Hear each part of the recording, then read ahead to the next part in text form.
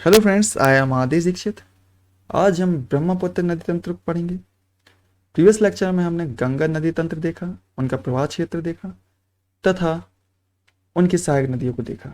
यदि आपने previous lecture को फॉलो नहीं किया है तो इस लेक्चर को समझने के लिए प्रीवियस लेक्चर को आप देख सकते हैं। डिस्क्रिप्शन बॉक्स में आप लिंक प्राप्त कर सकते हैं। तो चलिए प्रारंभ करते हैं। ब्रह्मपुत्र नदी तंत्र। ब्रह्मपुत्र नदी तंत्र ब्रह्मपुत्र नदी तंत्र वह तंत्र है जो ब्रह्मपुत्र नदी तथा उसकी सहायक नदी द्वारा निर्मित तंत्र है। ब्रह्मपुत्र नदी लेक मानसरोवर के पास से चेमादुंग ग्लेशियर से निकलती है।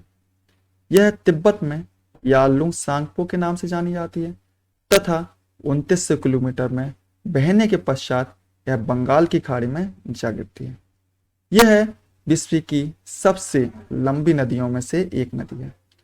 तिब्बत में लगभग 4000 मीटर की ऊंचाई पर बहने के पश्चात यह अरुणाचल प्रदेश में प्रवेश करती है तथा दिहांग नाम से जानी जाती है।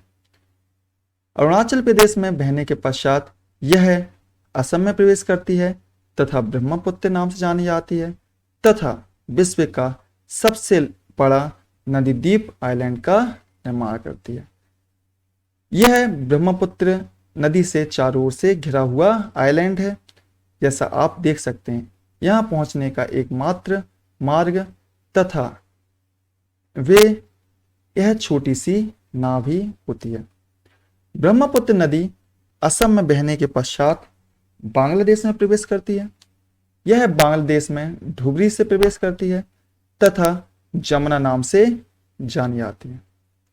ब्रह्मपुत्र नदी बांग्लादेश में प्रवेश करने के पूर्व यह कई अन्य नदियों का जल अपने दाएं तट पर तथा बाएं तट पर ग्रहण करती है।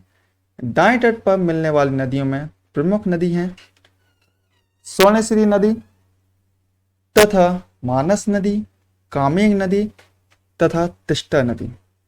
इनमें प्रमुख नदी है तिस्ता नदी जो कि हिमालय से निकलती है तथा बांग्लादेश में ब्रह्मपुत्र नदी से फुलछारी में मिल जाती है।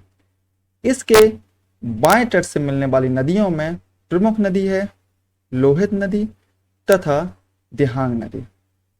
लोहित नदी इसकी प्रमुख नदी है क्योंकि हाल ही में इस पर भारत का सबसे लंबा नदी ब्रिज बनाया गया है।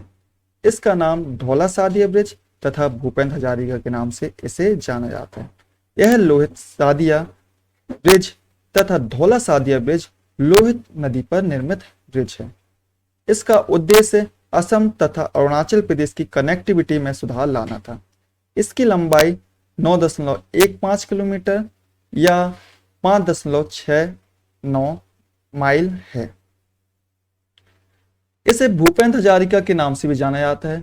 भूपेंद्र हजारिका असम के बहुत ही जाने माने संगीतकार थे, असमी संगीतकार थे, जिन्हें हाल ही में भारत रत्न से सम्मानित किया गया। आप यहां इनकी तस्वीर देख सकते हैं। यह है भूपेंद्र हजारिका। इसकी अन्य बाएं तट से मिलने वाली नदियों में कपली नदी तथा बराक नदी हैं। यह इन सब नदियों का जल लेकर बांग्लादेश में प्रवेश करती है तथा बांग्लादेश में एक अन्य प्रमुख नदी जिसे हम गंगा नदी, जिसे हमने प्रीवियस लेक्चर में पढ़ा, गंगा नदी से मिलती है। गंगा नदी को बांग्लादेश में आप देख सकते हैं पद्मा नदी के नाम से जाना जाता है। यह गंगा नदी से मिलने के पश्चात एक नई धारा मेघना का निर्माण करती है तथा बंगाल की खाड़ी में डेल्टा का निर्माण, सुंदरबन डेल्टा का निर्माण करते हुए गिर जाती है। तो इस प्रकार से हमने ब्रह्मपुत्र नदी को देखा, जिसमें हमने देखा यह चेमादुंग ग्लेशियर से निकलती है। 2900 किलोमीटर इसकी लंबाई है। इसके बाएं तट पर मिलने वाली प्रमुख नदियों में दिहांग, लोहित, कपली तथा बराक है।